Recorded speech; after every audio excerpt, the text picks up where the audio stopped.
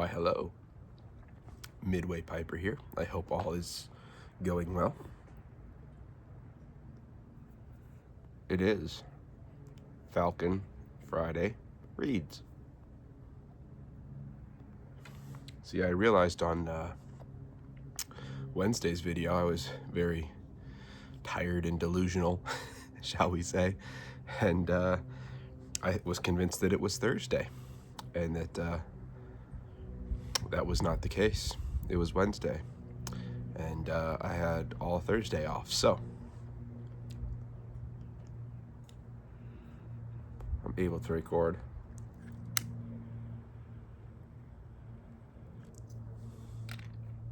Friday Reads with a Falcon.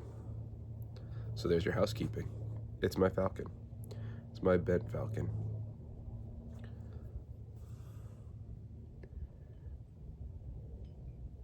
Lovely rusticated bowl. And in it, I have Ennerdale Lake. Finally getting around to my Ennerdale Flake. So,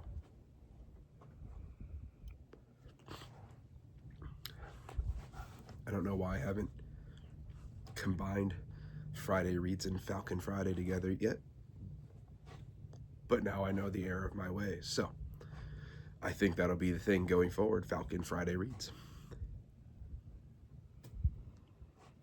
So, it has been an interesting week of reading.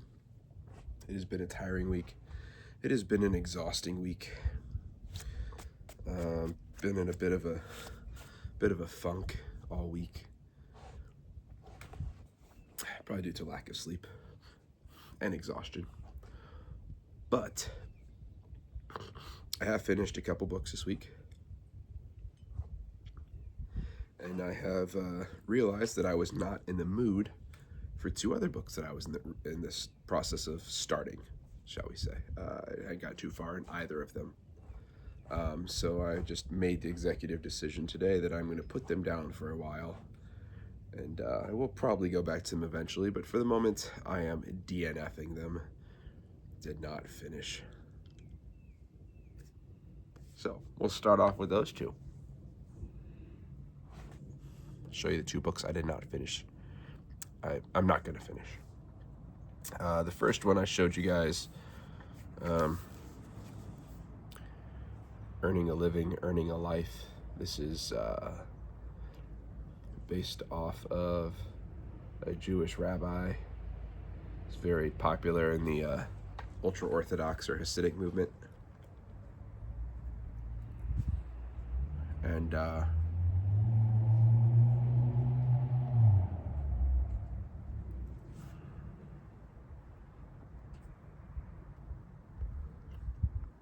it's interesting. Now, before I say any of this, if you don't have anything nice to say, don't say it in the comments. Keep it to yourself. So let's get that out of the way first of all. I know this community is pretty good about that, but if anybody else, I don't know, my video pops up in somebody else's feed, don't. Okay. It's very interesting when you get into the Orthodox, the ultra-Orthodox, and Orthodox as well, Jewish communities. There's what's called the Tanakh, which is often referred to as the Old Testament by non-Jews. They don't call it the Old Testament because that is, as far as the Jewish community is concerned, the only testament. So you get into the Orthodox and ultra-Orthodox world, there are a lot of other supplemental texts that are held in high regard. And those texts are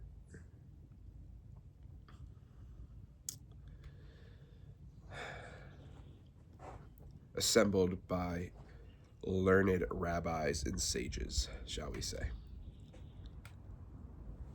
And they're held in equal regard. But the problem with that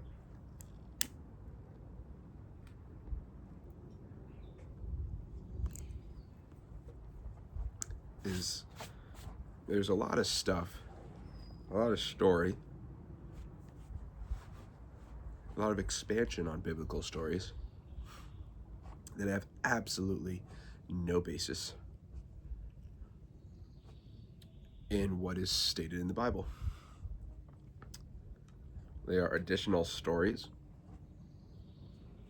They are expansions of biblical stories with absolutely, to the best of my knowledge, absolutely no basis on anything biblical. Which leads to a question, where do they come from? Now, you could say that they were inspired by God. Could say that.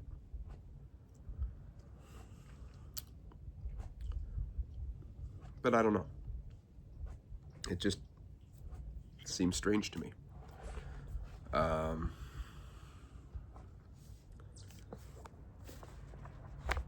Let's see if I can find.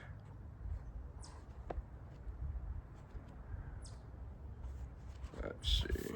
Let's see.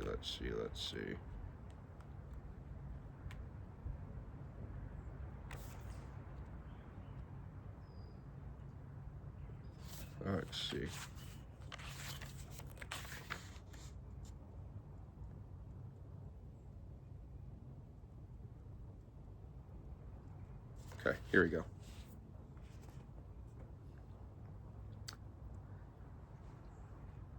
The Midrash teaches, so this is another one of those supplemental works, that God created the Torah 2,000 years prior to the creation, 2,000 years prior to creation, and then used the Torah as the blueprint to create the world.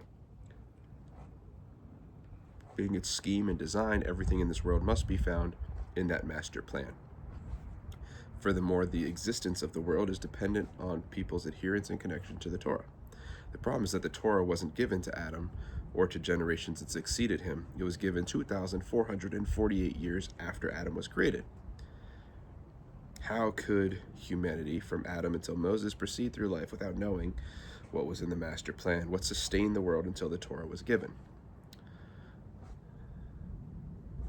Our sages teach that the world was created with 10 sayings.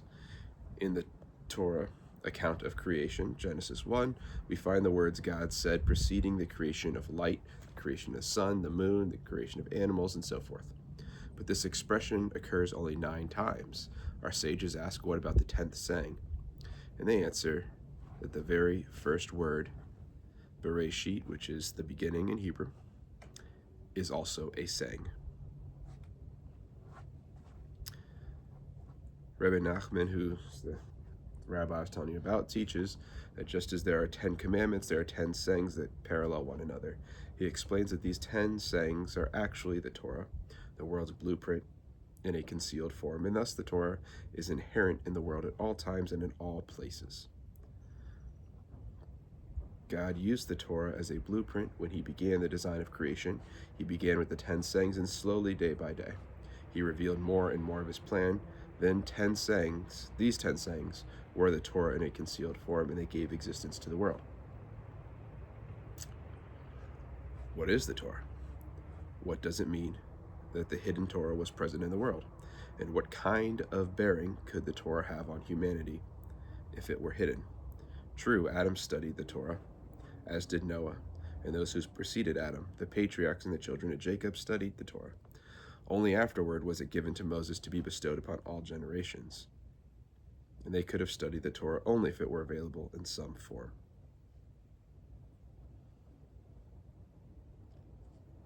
Rebbe Nachman teaches that along with the creation, God also made a treasury of unearned gifts. This treasury is intended to sustain anyone and everyone, worthy and otherwise. God told Moses, if a person is worthy, he can reap the rewards of his labors. If he is unworthy, I can sustain him from my treasury. So it's things like that. Where does all that come from?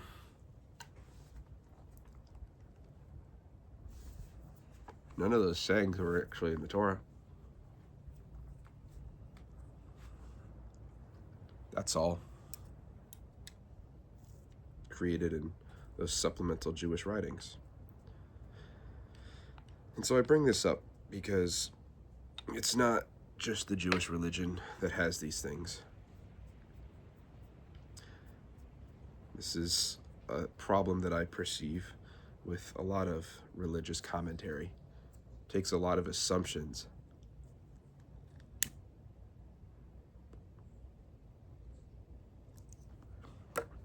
It doesn't matter how much of your life you spend reading the Bible.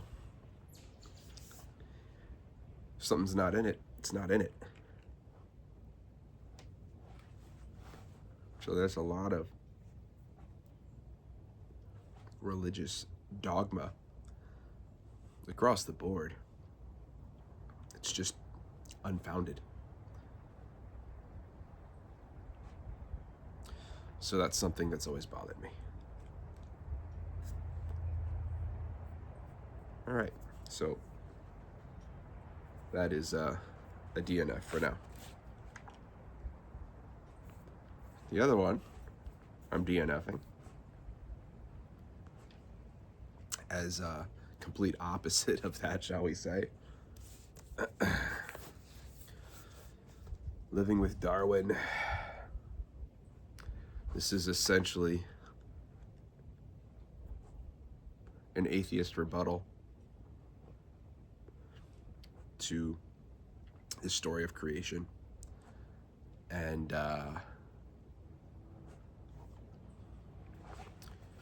why the biblical story of creation has no place being taught in schools.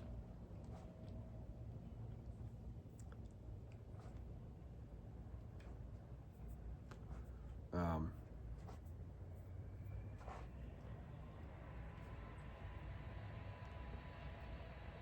don't know. It's just, you can make the same arguments for or against, really. It's whether you subscribe to a religion or science is your religion. Spends a lot of time debunking, or seemingly to him debunking, the creation myth, the creation story, and how it couldn't have happened.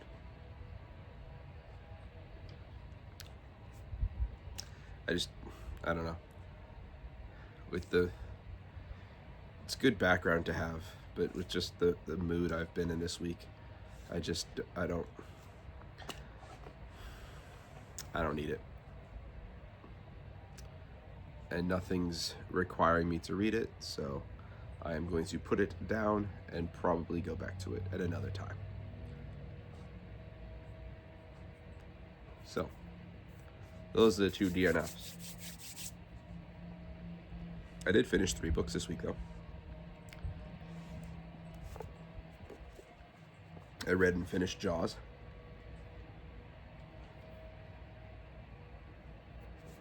That was okay. It was a pretty good story. The whole love triangle thing in it's kind of a bit much, I think, but whatever.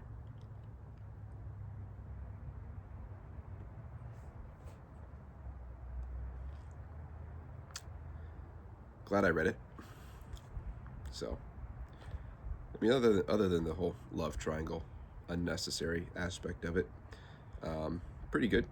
I might look into some of the other books that he wrote. A couple of you guys have left suggestions of books that he's written that are better than Jaws, so I may check those out at some point. I'm probably not going to buy them, but if I find them at a used library sale or something like that, I'll stick his name in my brain and keep an eye out at used book sales.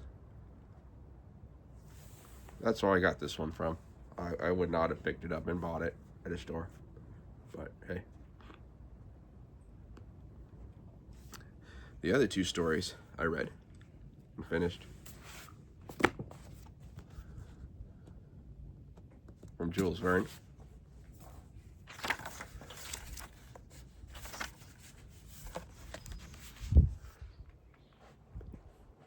From the Earth to the Moon and Round the Moon. So those are two different stories. Well, one's a continuation of the other. So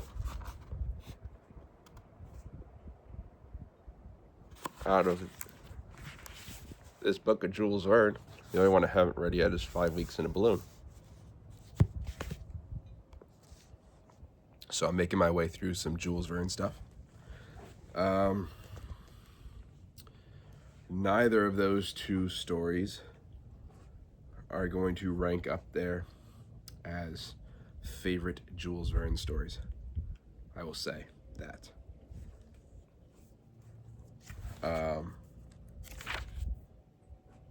From the Earth to the Moon,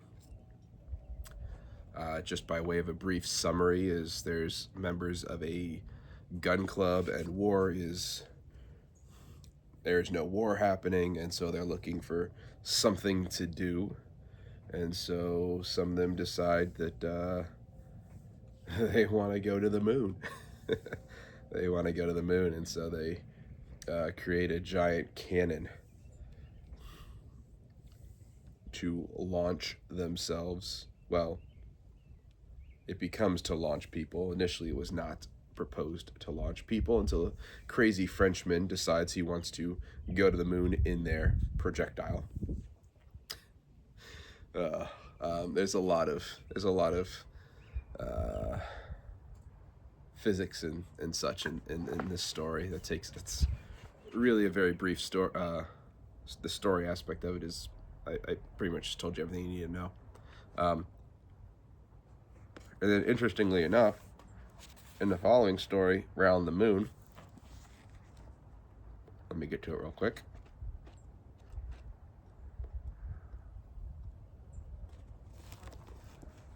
You can probably guess what that one's about.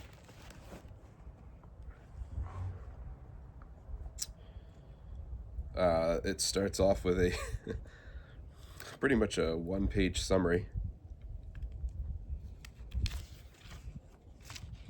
We'll call it 2.5 pages. 2.5 page summary of the other book. And it sums it up in 2.5 pages very well.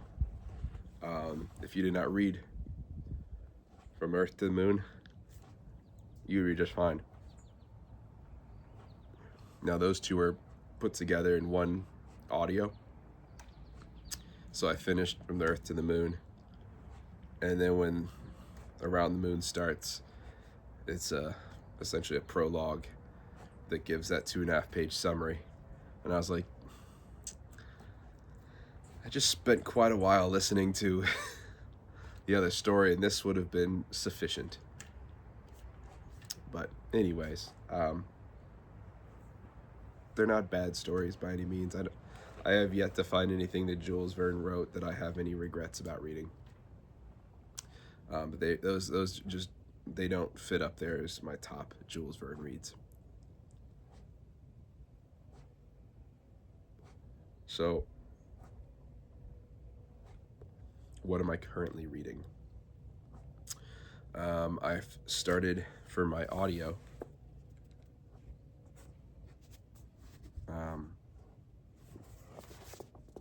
I went ahead and started Northwoods by Daniel Mason.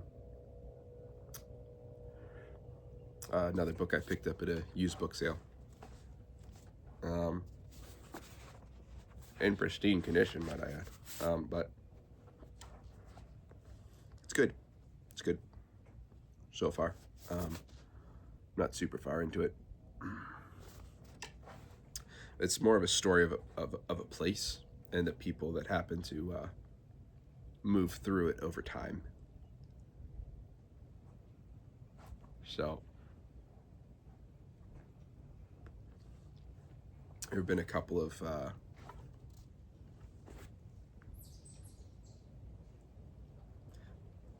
from where I am now, there have been a couple of little stories. There's one about a couple that runs away essentially together during Puritan times. There's a story about a woman and her baby and her husband and the community that is living there at the time. Group of Native Americans comes in and kills everybody and kidnaps her, and she's taken in by a lady who similar thing happened to, and she lives with the native peoples, and her coming to terms with her new reality. And then a group of white men come along, and they hint that they figured out where the native camp is, and they're going to go and kill all the natives. And the lady that took her in is acting like she's going to help and take care of the guys until they're ready to go off and kill all the Indians. And then she ends up poisoning them, most of them. And then and then years later, there's a soldier fighting in some of the French Indian War, gets injured, comes across an enemy troop who's cutting an apple with his bayonet, and the guy discovers him and stabs him between the ribs with his bayonet, almost kills him, and then he recovers and decides that he's got this obsession with apples, and now he needs to start an orchard, and comes across this magnificent apple tree. He's looking for some great apple variety, and comes across this tree at an abandoned cabin, which I believe is the one where that lady was taken in and from the previous story. And there's apple trees growing there, and it's this wonderful variety that he buys up all this property and creates an apple orchard and all that kind of good stuff. It's kind of cool. It's different. The characters are sort of a secondary thing to the land.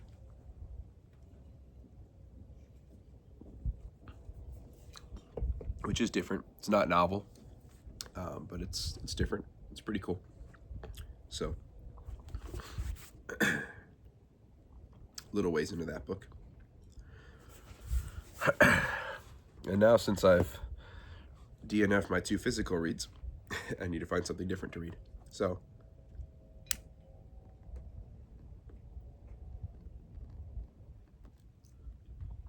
I was looking around at my books, and again, I'm in a bit of a funk, so nothing really looked all that good.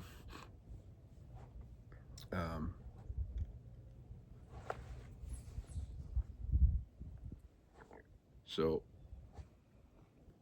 I was thinking what's sort of got my interest at the moment. And, running businesses and companies, and how they're adapting to times, and how they're seeing future trends and things like that.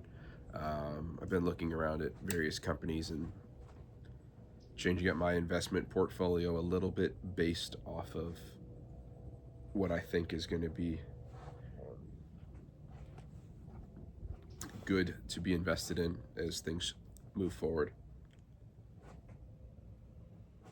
And I've been watching interviews and things like that with CEOs of some of these companies that I've been thinking about, and where they see the future going and things like that. So I was looking around, and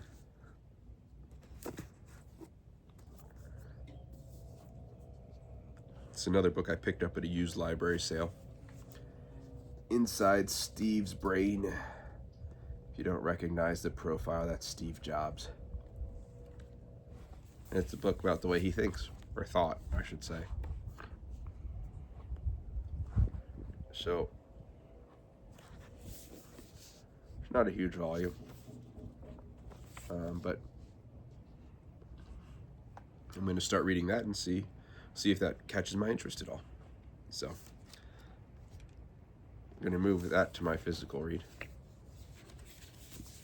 Got this cool bookmark my wife made me.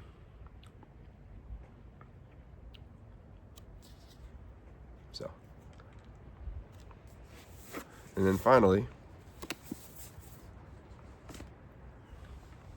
I had to run some errands today, and I was near a bookstore, so I ran in to look and see if anything new came out that was interesting, and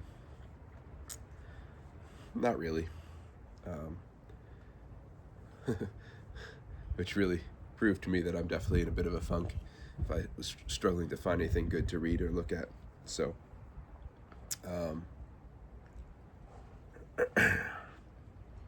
another booktube channel I've mentioned countless times on here, Johnny Keene, and he had just read this book, which is why I just read it and finished it.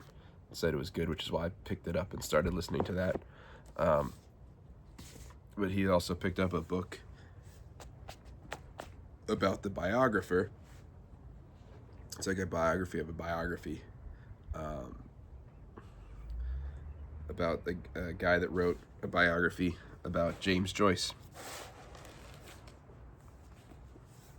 and Ulysses and the impact that that had. And I didn't want to jump in with Ulysses because it's a big book. From what I understand, not an easy book. So I didn't want to jump into James Joyce with that. So I found James Joyce Dubliners. This is one of those Penguin Classics deluxe editions.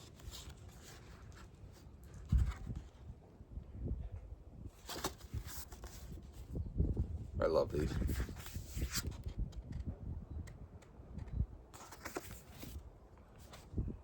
So I picked that up. And I figure that'll be my introduction to James Joyce. So, yeah. Lots of failures this week at reading, but also some successes. It's nice to be able to be a mood reader sometimes, though. I used to have a very regimented reading schedule, where I'd plan out like months in advance what I was going to be reading. And just not doing that right now.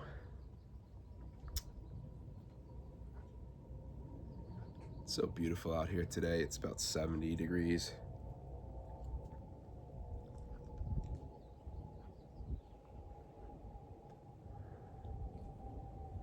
Yeah.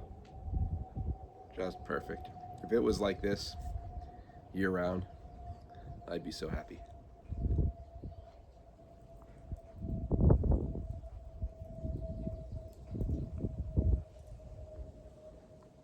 On the plus side, I've been, like I said, sort of going through and rearranging my investment portfolio. And as of a little while ago, earlier today, every stock in my portfolio, minus one, is in the green. So I've made some profit off of all of my stock picks so far, which is great, especially the way that the stock market has been. And the only one that's slightly in the red is it's in the red by like 1%, less than 1% of my portfolio. So it's barely, it's almost broke even from when I bought into it. So it's the joys of not getting too emotional about the stock market. when you take the emotion out of it, when all this tariff talk and the stock market plunged and everyone's flipping out, I use that as an opportunity to buy some. And I narrowed down my portfolio into, I think I got rid of like 3 or 4 different stocks, and I just sort of threw it into some stocks that I was already in, just to bring down my cost average per share. That's worked out pretty well.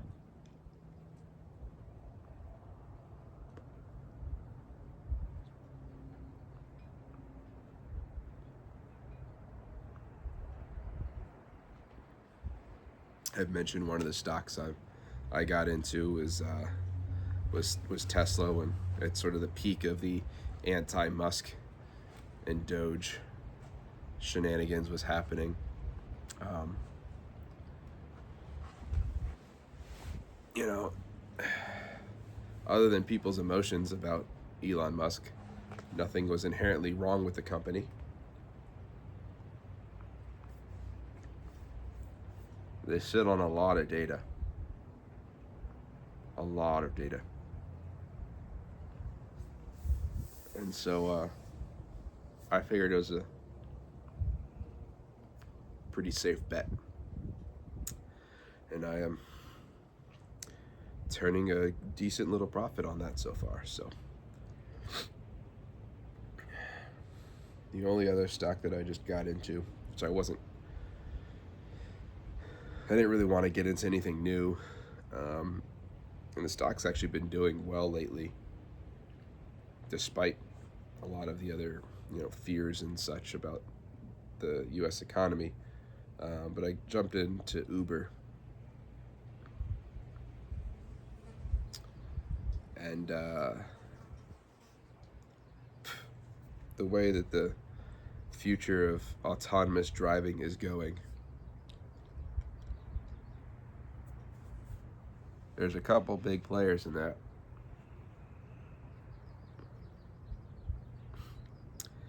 And Uber and Tesla are 2 of them. They're going about it different ways. Uber is partnered with Waymo, which I believe is a Google derivative.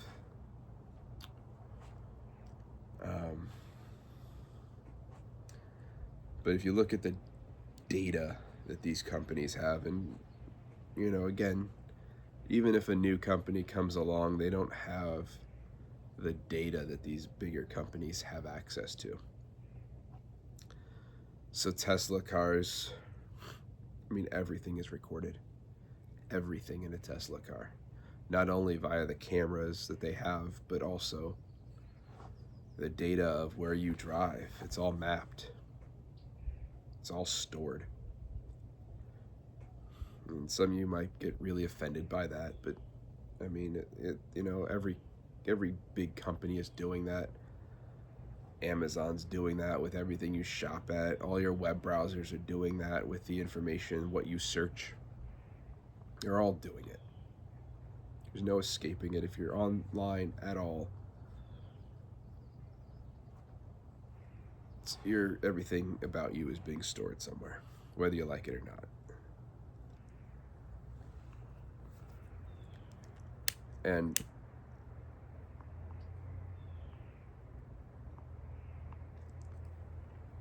that information that Tesla has,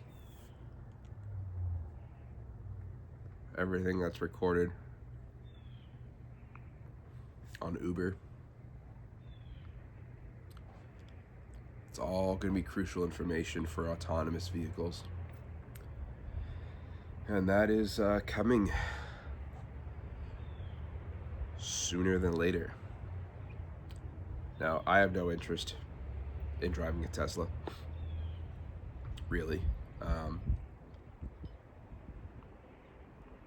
I have no interest in getting rid of my car. I have no interest in autonomous driving.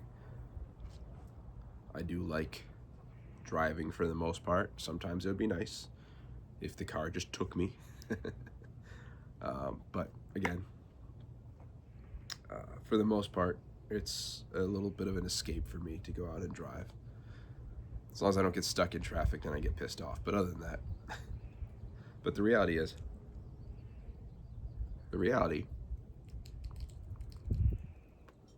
that the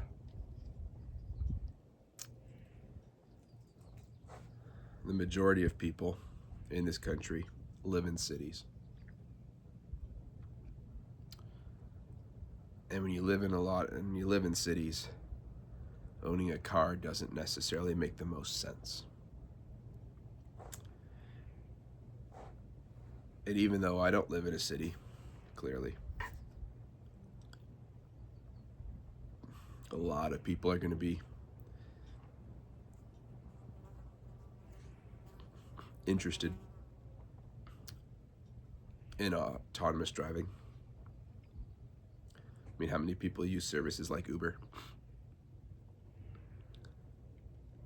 Or whether it be for a ride somewhere, a service like Uber Eats, all of that. So, I don't have interest in any of those things, but I know that people have interest in those things. And there's a lot of people that have interest in those things. And so I say, why the heck not make some money off of other people's interests? So that's kind of my thoughts on my investment portfolio. I've got more in there besides that, but the autonomous driving market is, I believe, going to be one of the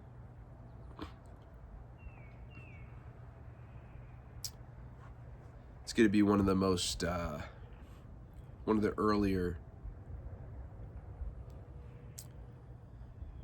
showings of what AI can do. Everybody's talking about AI this and AI that, but what does that actually translate to? And I think that's going to be one of the biggest implementations of AI coming in the future. And again, there's cities right now where you can get an autonomous ride already. It's in place. So I don't have to have interest in doing it. You just have to see the market trends. So anyways, this has been a long video and that had absolutely nothing to do with what I'm reading. But anyways, that all being said, I hope you guys have a good one. And hopefully tomorrow's video I will have that new pipe to show you guys that I've been talking about for seemingly all week. So have a good one, and I'll talk to you later. Bye.